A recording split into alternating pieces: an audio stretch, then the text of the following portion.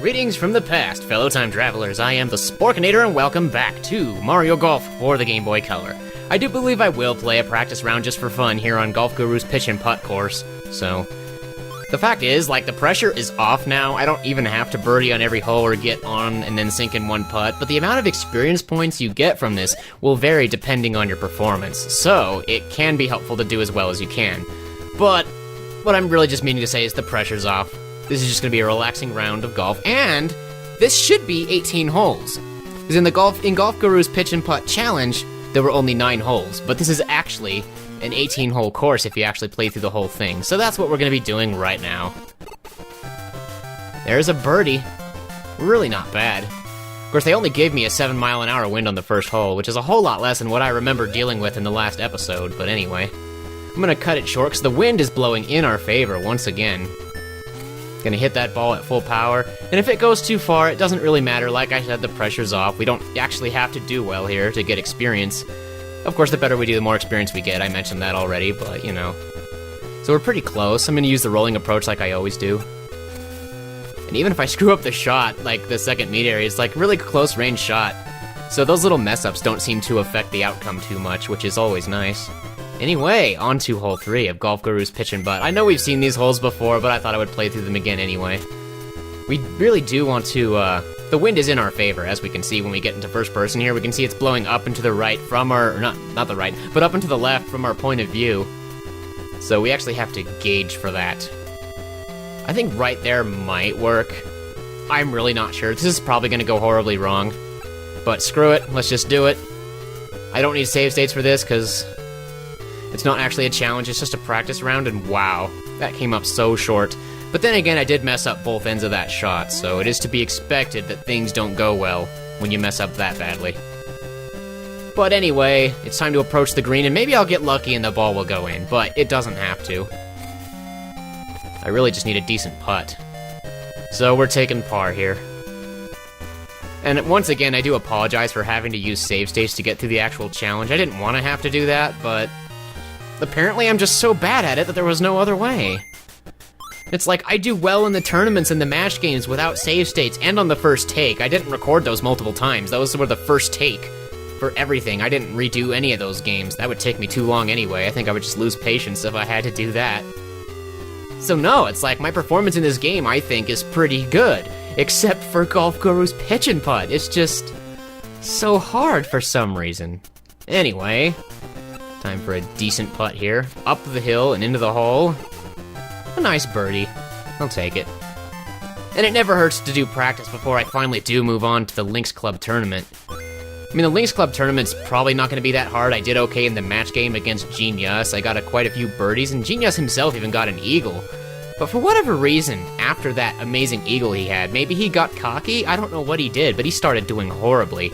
Of course, he's an AI, so the whole concept of getting cocky is all relative, really. It's in-universe rather than out-of-universe. An AI doesn't get cocky, really, unless it's programmed to. In which case, it's really just a simulation of getting cocky now, isn't it? And I missed my putt, darn it, but, you know, it's okay. Just gonna putt in for par now. Nice and carefully. Just a little tappy-tap. Things will certainly get interesting once we pass up hole 8. Or not hole 8, but once we pass up hole 9, once we're at the turn, we'll be able to see, like, holes and angles that we haven't seen before, because it actually reuses the green for a lot of these strokes or whatever. So a lot of times we're hitting to the same green as another hole, but from a different angle, from a different tee-off spot or whatever. So that's what makes this course, like, really interesting. And back when I had this game, I always wanted to play multiplayer, but we're talking Game Boy Color.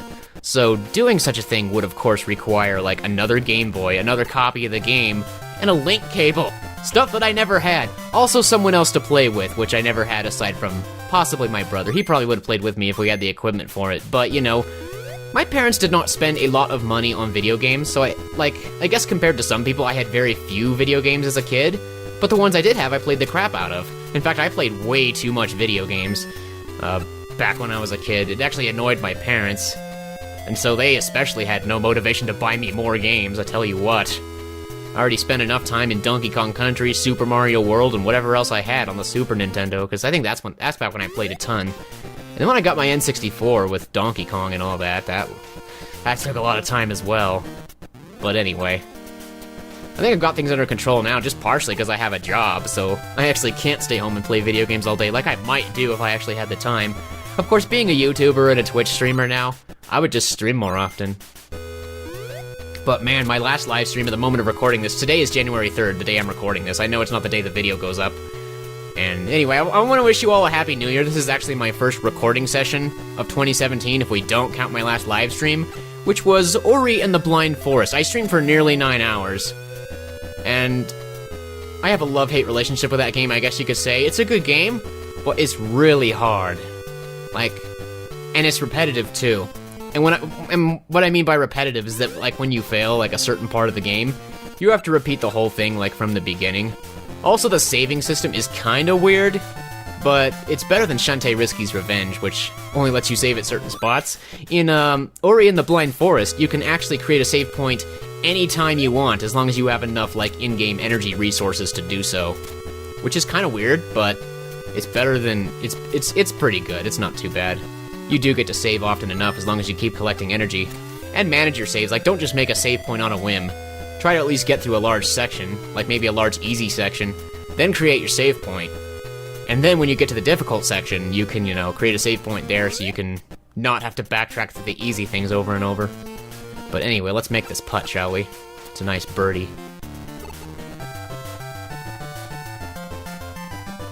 So as you can see, I'm doing pretty well in this game, but I would have failed the pitch and putt challenge, because a couple of the holes were par, and at least one of them was a chip in rather than a putt. But we are at the turn, which means we finally get to see the back 9 holes of Golf Guru's pitch and putt. So this should be kinda sorta new in a way. We would have definitely not played these angles back when I did the challenge, and like I said, unfortunately had to use save states. But I almost don't care how this shot goes, because the pressure's off. Maybe it's better that way. Maybe I'll do better if the pressure's off. It's like I say that, and, well, I'm on the green, so there is that. So now, what we can do is we can putt the ball into the hole, no problem. I think I overcompensated a little bit, but it still went in. I overcompensated for the hills. And by the way, I just got through canceling my CenturyLink internet connection, because I'm good to go with Cable One. I mean, they have a data cap and all that, but I actually found out that CenturyLink has a data cap too. Which is so weird to me, and what they told me over the phone was that I actually never reached the data cap. And I know exactly why that is. It's because I'm pretty sure it's, like, not possible to use data fast enough to reach the data cap. Because we're talking I can only get DSL from CenturyLink where I live. So the thing with that is that the download speed is like 7 megabits, which is not too bad. I could deal with that. But the upload speed is less than 1 megabit. So whether you're downloading or uploading, it happens so slow that I don't think you could use enough data in a month. It's like, even if I live stream on that connection, which will look horrible because I'll have to use a lower bitrate, it's like, that's just it too. All the live streams are smaller because I have to use a lower bitrate. And so that's what would also cause me to not reach the 250 gigabyte data cap that they said they had. And that's so weird to me though, because I seriously didn't think they even had a data cap. Wow, I'm in a semi-rough. This is kind of bad. But yeah, I just canceled them today, and I kindly explained that it was nothing they did wrong. With my rent going up, it went from $650 to $714 for this next month. In February, I have to pay $714 for rent. I just can't afford to have 2 internet connections anymore. And if they both had a data cap anyway, screw it, man. Like, even if Cable One ends up having to upgrade me to the faster, more expensive plan with a higher data cap, it probably costs me less to pay for just that than to have 2 separate connections, which was easily running me like $90 a month for both of them together. But yeah, it was kind of a shame to cancel too, because I had like loyalty and all that stuff, because I had been with them for quite a while, and they explained all that to me too. It's like, you're gonna lose your loyalty and we're out of ports, so there's no guarantee we could set up your connection again. I'm like, yeah, I understand, but I have to cancel. I have to cut my expenses a little bit, especially with rent going up, and because I already have Cable One, which is my go-to internet connection now. And I guess the data cap isn't as bad as I thought, because like I said, CenturyLink said, they told me over the phone today that they have a data cap too. I just didn't know about it. And I never reached it, so apparently it was a non-issue. But see, the issue with that is, even if I decided to like back up a 1 terabyte hard drive, how many days would it take to upload that 1 terabyte of data? That would take a really long time. I'm not sure how long it would take. It'd be funny if it like took a whole month or more than that, so that your data cap would reset before it finished uploading. That's probably what would happen, and that's why you would never reach the cap. Oh man. Because I just think of the horrors, like what if I decided to try and back up my entire hard drive? Which, well, my solid state drive is only 128 gigs, but I have other drives, like for recording and stuff, that are 1 terabyte each. I also have an external 4 terabyte drive that I archive all my Let's Plays and live footage, or live stream footage on. Or Let's Plays and raw footage, I should say. But, you know, those are just there, so I don't have to delete them until it's absolutely necessary, because I'm eventually going to run out of space on that drive, and at that point I have 2 options. I can either get another drive that's 8 terabytes or 4 terabytes or something and just switch to that, or, you know, I could start erasing some of my old stuff, because it's already on YouTube. It's not going to disappear from YouTube unless, like, a random copyright strike hits it, which I doubt it will. But you never know. Because so far I've been keeping as much as I can, both in raw footage and in the process videos that I upload. But, you know, at some point, I'm going to run out of space. It's inevitable. So far, so good. Like, before I began this Mario Golf Let's Play, I moved all my Mario Galaxy stuff onto that external drive. The external 4 terabyte drive. So I could make sure I didn't have to worry about space while recording this one. I mean, with the bit rates I have set, these actually don't take up too much space in terms of raw footage compared to my total hard drive capacity, but you know, it's good to be safe. Wow, I hit the pin! I was actually hoping for a hole-in-one there. I'd like to get at least one hole-in-one during this Let's Play, but I will definitely not make that guarantee. Because that's hard. If I do get a hole-in-one, it'll probably be a strike of blind luck or something, who even knows. But anyway, every single hole is a par 3, by the way, if I didn't mention that already. It's pretty obvious. But, you know, I want to overkill it with a higher club, so I want to make sure I don't come up short, but at the same time, it's a heavy headwind, so I don't want to hit too far. I mean, with huge winds like that, I never know what to do. I've mentioned this already. But the fact is, this is actually not a pitch and putt challenge, so this failure is acceptable, if you will. Boom, into the hole, baby. Well, you know, I almost had it. It just needed to be going a little slower, or a little more direct. But par is certainly not a bad thing. The only time you really start to have a bad time in tournaments is if you fail to make par and get bogey. Then you have to make an eagle or 2 more birdies to counter that. And that's when it becomes a pain. But hey, there's only 2 more holes left of this stuff. And I'm gonna aim here. Darn the consequences. A perfect shot, just what I wanted. I mean, it's what I wanted. I don't know if it's what's gonna work, but it's what I wanted. Yeah, see, it didn't actually work. It went all the way to this. How is that semi-rough? It's between the fairway and the green edge. How can that be semi-rough? Oh well, it doesn't really matter. We're just gonna hit it in for 5 yards anyway. I might even backspin it. I think I'm going too far. Dude, it went around the hole like a basketball going into a net. That is so funny. I'm not sure why it would do that. That's ridiculous. Whatever. We're in, it's par. The pressure's off, so I don't have to birdie every hole, but it would have been nice to, though, just for fun.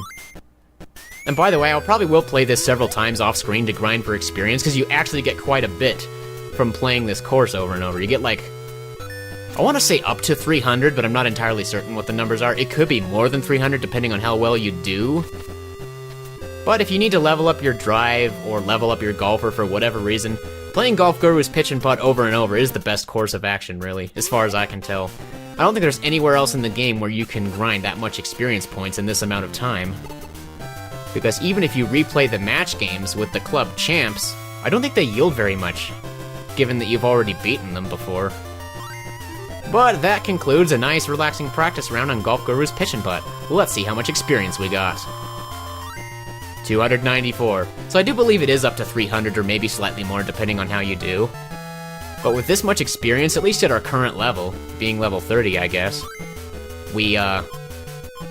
leveling up is pretty hard now. We need a lot of points, but that's just it. Golf Guru's pitch and putt gives you a lot of points. Well, I think I will lower my ball. Kind of want to keep that in the middle, keep the shot perfectly straight, and now my meat area control could use a level up. And my drive could probably use some more distance too, but if all else fails, I can go back to the club maker's hut and get the distance club if I decide I need it. I may actually try the next tournament without it, because I don't think I need distance for tournaments.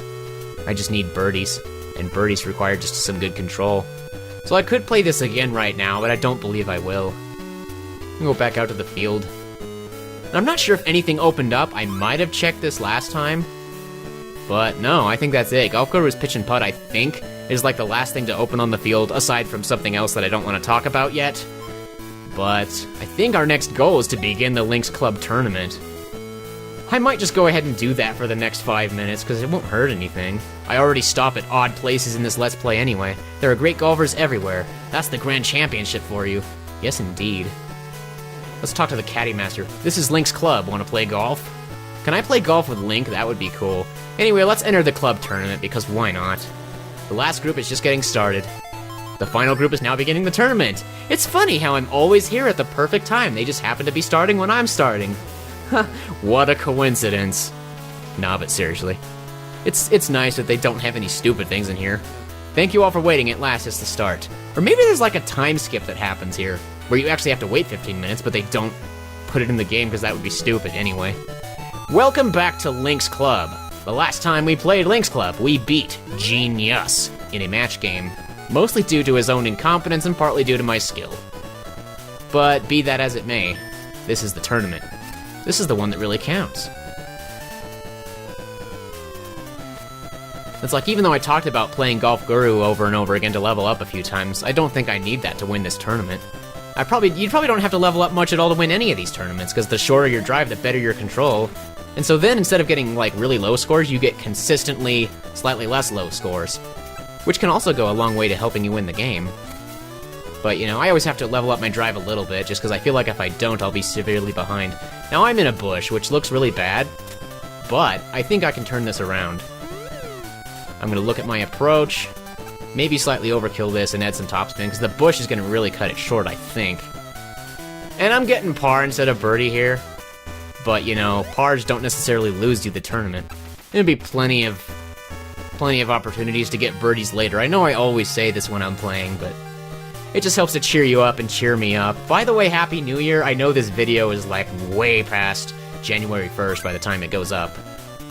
But Happy New Year nonetheless. 2016 was a great year, regardless of what anyone says. I will partially miss 2016, partially because my rent was lower in 2016. But, I mean, I did lose my dad near the end of 2016, but, you know, it was inevitable. And he's in a better place now, so it's not all bad. I do like to, you know, reassure myself that it's no life for someone to live as a vegetable or to live on life support. A lot of them don't even want that for themselves. A lot of times they'll write in their will that they don't want to live like that, and neither would I. By the way, if you ever find me, if I ever end up on life support, don't keep me on it for very long if you think all hope is lost, just so you know. I'm good. I can go when my time comes. So, it's fine. My dad will be missed. I heard we had a lot of celebrity deaths this year, or not this year, last year, 2016. We had, I guess, quite a few celebrity deaths in 2016, which I get it, that's totally horrible. But at the same time, it's like, tell me more about how you were close friends with these celebrities, and about how their death means everything to you. I hate to sound rude like that, but I'm not the kind of person who obsesses over celebrities. I understand that celebrities are actually just perfectly normal people who happen to have become famous for one reason or another, whether it be their talent or whatever. There's always a reason for it, I get that. But you also have to realize celebrities are normal people. They do need their downtime, their private time, just like anyone else. So I feel like sometimes we should distance ourselves a little and, you know, give them their space. I feel like a lot of people don't realize that celebrities are not, like, superhuman. They're normal people. I just feel like we should respect their boundaries more, is all I'm saying. I know that doesn't really have much to do with them passing away, but, you know. It's like, it's like you have to realize something. That no one is gonna live forever. And when someone's time comes, that's it. You have to deal with it. I understand it will be sad, whether it's a celebrity or not. But you have to move on. I'm not expecting you to forget that it happened, or convince yourself that you're still going to be happy. But you have to move on. You have to accept it. Because if you don't move forward, it's not going to turn out well. So, I apologize if I sound rude, but I'm really just trying to be positive here. Because I feel like that's the only thing I have left in life right now is positivity. If I stay positive, I can keep my mental health, you know, quite high, and I can be okay. Because it's not just your physical health that matters, your mental health matters as well. So if you can take anything from this completely unrelated commentary, I'm not even talking about golf right now, but if you can take anything from this video, it's keep your head above water, stay positive, and do your best. And I know that sounds so like, you know, cliche, everyone says that, but it's true. It's what you have to do. You don't have a choice. Move on, accept it, deal with it, whatever it is, and I wish to you the best for this new year. And that was almost a birdie. Once I sink this ball, it's gonna be end of episode. Yeah, this was fun. Well, that's hole 4 completed of the Lynx Club tournament. Anyway, once again, I apologize if I sound like insensitive or rude towards celebrity deaths or any deaths you might have experienced. But hey, it's a new year, it's 2017. I still insist that 2016 was not a bad year. And like, I know we had the presidential election, which, depending on your point of view, was good or bad either way. But you know, that election was scheduled for 2016. It's something that happens every 4 years. Nothing can be done about it. It's always going to be there every 4 years. So in my opinion, I don't like to count the election as something to affect whether or not 2016 was a good year, because that was inevitable. That election was going to happen. That was inevitable. There's one every 4 years, so I don't exactly count that. But anyway, I'm going to stop rambling now. I'm the Sporkinator. Thank you for watching, and may we meet again in the future. Do me a favor, hit the like button, subscribe if you haven't already. It would really help me out. If my YouTube or Twitch does well, it will help counter the fact that my rent went up, and I am considering moving. But anyway, until then, let's keep moving forward. Anyway, this is goodbye for real now. See you next time.